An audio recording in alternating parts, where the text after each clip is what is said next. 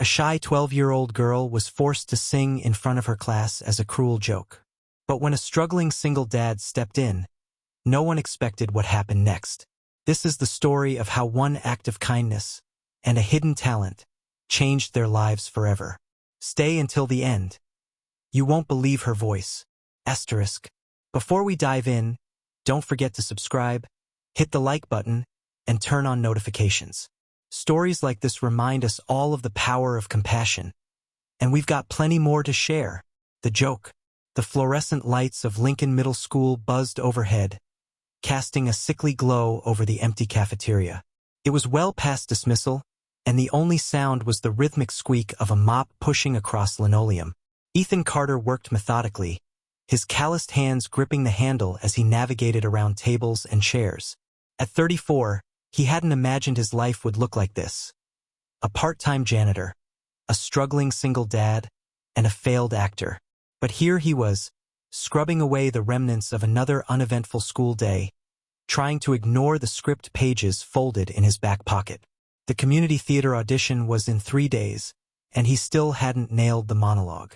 A burst of laughter echoed from down the hall, sharp and mocking. Ethan paused, leaning on the mop. 7th graders, probably. They should have been gone by now. Curiosity nudged him toward the doorway, and he peered into the corridor. A small crowd had gathered outside the music room.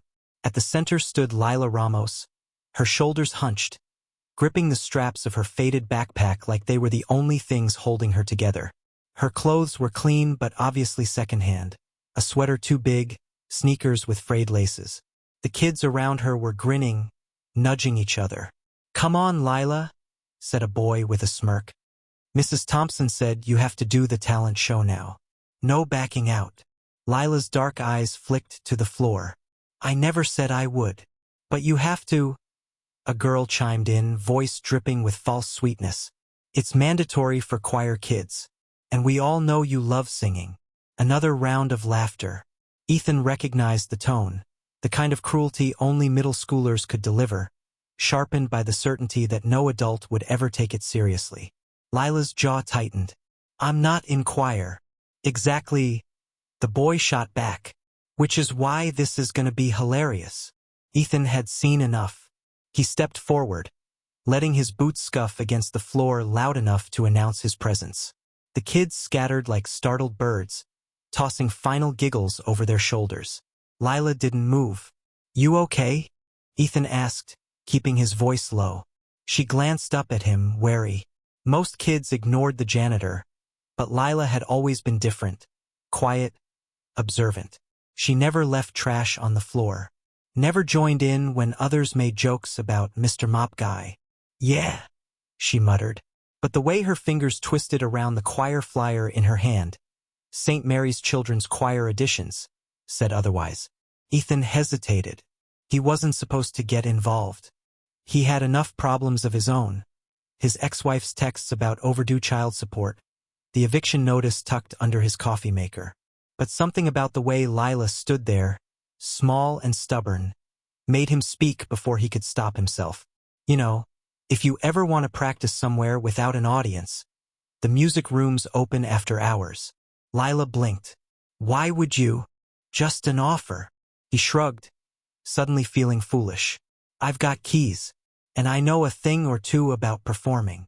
For the first time, her expression flickered with something other than resignation. Interest? Doubt? Before she could respond, the bell for after-school detention rang, and she flinched. "I gotta go," she mumbled, stuffing the flyer into her pocket. Ethan watched her hurry away, then sighed and returned to his mop. He shouldn't have said anything. What was he thinking? He wasn't some hero. He was just a guy who pushed a broom for minimum wage. But later that night, as he locked up the building, he heard it. A faint, hesitant melody drifting from the music room. The door was cracked open. He shouldn't intrude. Yet something pulled him forward. Inside, Lila sat at the piano, her fingers resting lightly on the keys, not pressing down. She was singing under her breath, so softly he almost missed it. "Hallelujah!" Her voice cracked on the high note, but the emotion behind it, raw, aching, hit Ethan square in the chest. This wasn't the voice of a kid being laughed at. This was something real, something beautiful. Then she sensed him and froze. Ethan raised his hands. Didn't mean to scare you. Lila's face flushed. I was just singing. Yeah. I heard. He took a careful step forward. You're good, she scoffed, looking away. Right? I mean it. He hesitated, then gestured to the piano bench. Mind if I sit? For a long moment he thought she'd say no. Then slowly she scooted over. Ethan sat beside her, staring at the keys. You ever perform for anyone before? My mom, she said quietly, before she got sick. The ache in her voice told him everything he needed to know. He didn't press. Instead, he played a single note, middle C, and said, sing that again. But this time, like you're not afraid of who's listening. Lila hesitated. Then, softly at first, she did. And by the time the last note faded, Ethan knew one thing for certain. Those kids had no idea what they just unleashed. The secret lessons. The next morning, Ethan arrived at Lincoln Middle School before the sun had fully risen. The halls were silent, the air still heavy with the scent of industrial cleaner from the night before. He hadn't slept much. Lila's voice, fragile yet full of something unnameable, had lingered in his mind long after he'd locked up the school and driven home to his cramped apartment. He wasn't sure why he cared so much.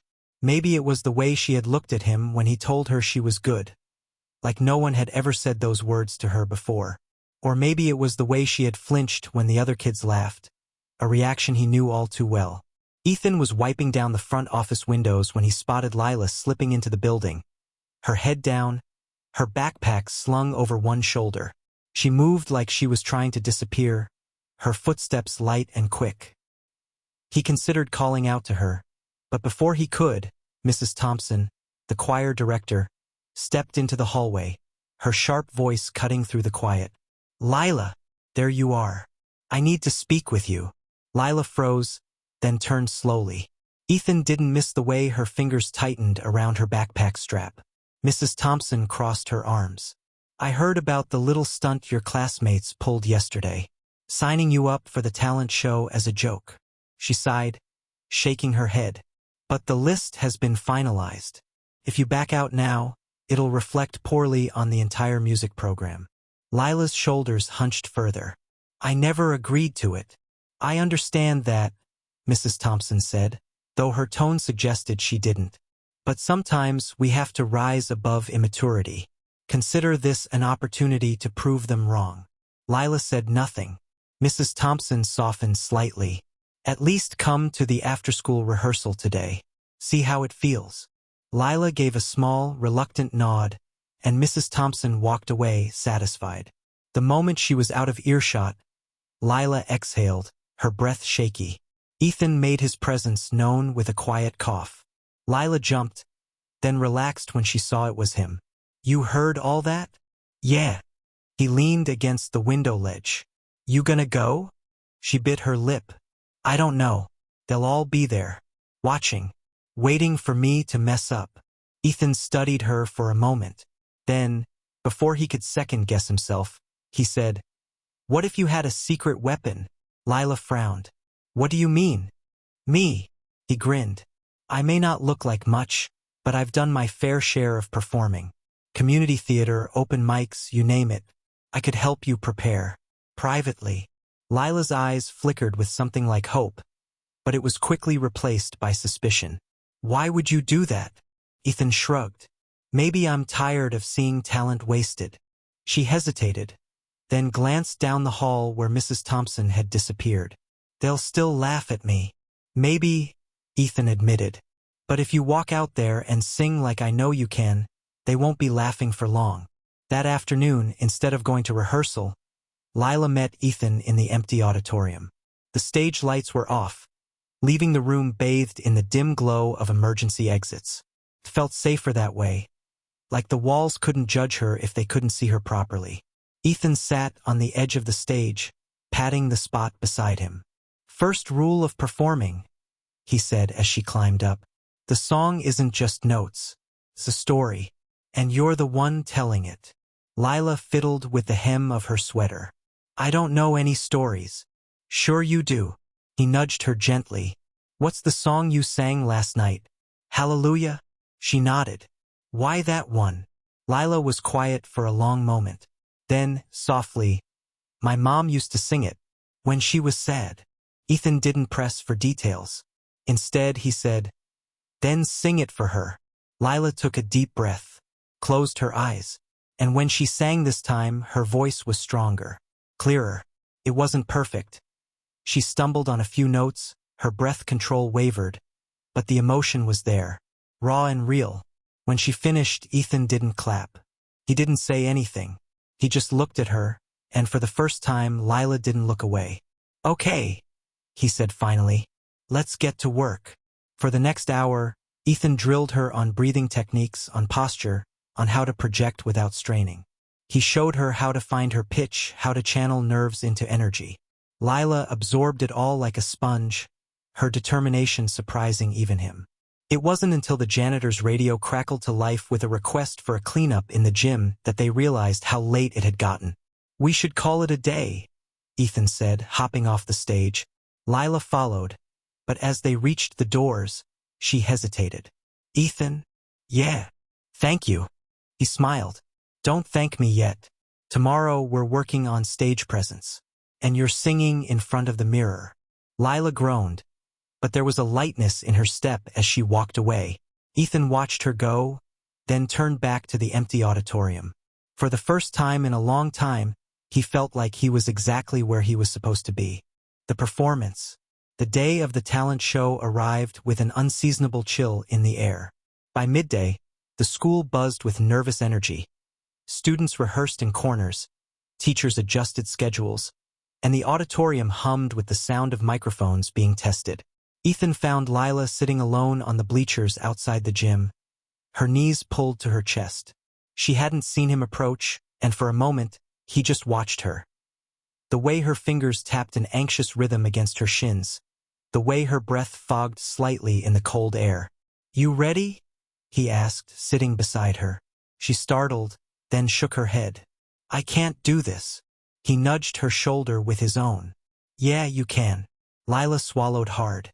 What if I freeze up? What if my voice cracks? What if? What if you're amazing? Ethan interrupted. She blinked at him. He reached into his jacket pocket and pulled out a small, crumpled photo. A younger version of himself standing on a stage mid-performance, his face alight with joy. First time I ever sang in public, he said. I was so scared I almost puked.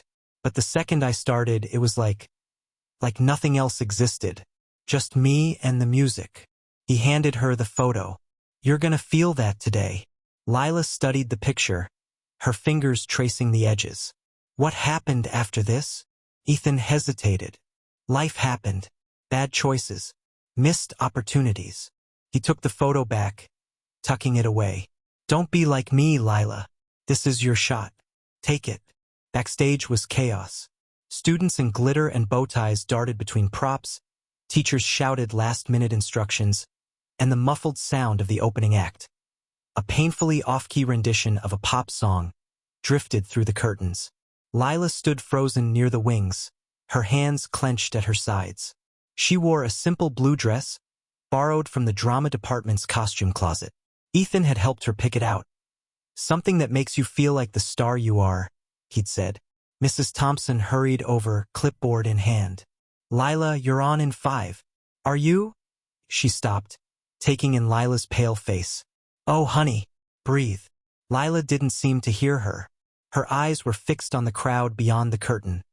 Rows and rows of students, teachers, parents. Waiting, watching. Ethan stepped between her and the view, blocking it. Look at me. Her gaze snapped to his. Remember what we practiced. Breathe from here. He tapped his diaphragm. Sing like it's just you in that music room. And no matter what happens out there. Mr. Carter. A harried stagehand waved him over. We need help with the mic stand for the next act. Ethan squeezed Lila's shoulder. You've got this. Then he was gone, and the MC's voice boomed through the speakers. Next up, Please welcome Lila Ramos singing, Never Enough. The applause was polite at first, then scattered with giggles. Of course, they remembered this was supposed to be a joke. Lila stepped onto the stage. The spotlight hit her like a physical force, blindingly bright. For one terrible second, she just stood there, silent, and the giggles grew louder. Then she closed her eyes and sang. The first note was shaky, the second, stronger. By the third, something shifted. Her shoulders straightened, her chin lifted, and suddenly, the voice that poured out wasn't that of a nervous kid, but something powerful, something alive. The room stilled. Ethan, watching from the side, felt his throat tighten. She was doing it. Every technique they'd practiced, every ounce of emotion they'd worked to uncover. But more than that, she was free. When she hit the chorus, a girl in the front row gasped. The teacher dropped her program. And somewhere in the back, someone whispered, "Holy shit." Lila didn't seem to hear any of it. She was somewhere else entirely, her voice soaring, filling every corner of the auditorium. The song built, higher and higher, until the final, triumphant note. Silence. Then the room erupted. Students leapt to their feet, cheering. Teachers wiped their eyes. Even the boys who'd mocked her stood slack-jawed, clapping wildly. Lila, breathless, blinked at the crowd like she wasn't quite sure what had just happened. Then her eyes found Ethan's, and the smile that broke across her face. It was the most beautiful thing he'd ever seen. Afterward, as the crowd dispersed, a woman in a sleek blazer approached Lila. "That was extraordinary," she said, handing Lila a business card. "I'm with the Midwest Youth Choir. We have auditions next month. I'd love to see you there." Lila stared at the card, then at Ethan, her eyes wide with disbelief. Before she could respond, a voice cut through the chatter. "Lila, we need to go." Her foster mother stood at the auditorium doors, coat already on, car keys in hand. The woman's expression was unreadable as she added, "Now." Lila's smile faded. She handed the business card back to the choir director. "I can't," she murmured. "We're moving. Tomorrow." And just like that, the magic of the moment shattered. The ripple effect. The rain started just as Ethan pulled up to the duplex. It was barely dawn, the sky a dull gray, the neighborhood still asleep. He had spent the night tossing in bed, replaying Lila's performance in his mind. The way her voice had silenced the room, the way her face had lit up when she realized what she was capable of, and then the way that light had been snuffed out in an instant. He couldn't let it end like that. Ethan knocked on the door, his stomach tight. For a long moment, there was no answer.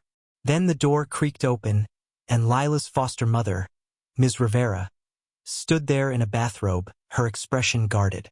"Mr. Carter," she said, her voice flat. "It's 6 in the morning." "I know." Ethan held up his phone. The video of Lila's performance still paused on the screen. "We need to talk." Ms. Rivera sighed but stepped aside, letting him into the small, dimly lit living room. Boxes were already stacked against the walls, half filled with Lila's things. Lila appeared in the hallway, her hair messy from sleep, her eyes wide when she saw him. "Ethan, what are you doing here?" He didn't waste time. "I spoke to the choir director last night. That scholarship she mentioned? It includes boarding. They want you, Lila. They'll take care of everything." Lila's breath caught. Ms. Rivera crossed her arms. "We've been through this." Her caseworker approved the transfer. "We leave today." Ethan stepped forward. "I get it. You have rules to follow. But this," he gestured to the phone, "this doesn't happen every day. That kid has a gift. A real one. And if she walks away now, she might never get another shot." Silence settled over the room. Lila looked between them, her hands clenched at her sides. Ms. Rivera rubbed her temples. "Even if I wanted to say yes, it's not that simple. There's paperwork. Approvals. Her caseworker. I'll handle it." Ethan pulled a folded letter from his pocket. "I already called the academy. They're expecting her. All we need is your signature." Lila's voice was barely a whisper. "You did all that?" Ethan met her gaze. I told you I wouldn't let them laugh. Ms. Rivera studied him for a long moment, then sighed. Let me make a call. 2 hours later, Lila stood on the academy's front steps, her small suitcase beside her. The building was imposing. Tall columns, manicured lawns, the sound of piano scales drifting from an open window. You sure about this? Ethan asked. Lila nodded, but her lower lip trembled. What if I'm not good enough? Ethan crouched so they were eye level. Listen to me. You're not just good enough. You're better. And no matter what happens in there, you remember that. She threw her arms around his neck, hugging him tightly. Thank you. Ethan hugged her back, blinking hard. Go show them what you've got. 1 year later, the envelope arrived on a Tuesday. Ethan almost didn't recognize the return address. Midwest Youth Choir, stamped in gold letters. Inside was a ticket. You're invited. Lila Ramos solo performance. That night, he sat in a crowded concert hall, surrounded by strangers in elegant attire. When the spotlight clicked on, there she was, Lila, in a simple black dress, her hair longer, her posture taller. She didn't see him at first, but when she began to sing, her voice filled the room, rich and sure, and Ethan felt something inside him settle. This was how it was supposed to be. After the standing ovation, after the flowers and the applause, Lila finally spotted him in the crowd. Her smile was brighter than any spotlight, and for the first time in years, Ethan Carter didn't feel like a man who had missed his chance. He felt like a man who had helped someone else find theirs. If this story moved you, hit that like button and share it with someone who needs a little hope today. And don't forget to subscribe, because everyone deserves a chance to shine, and we've got more stories like this on the way.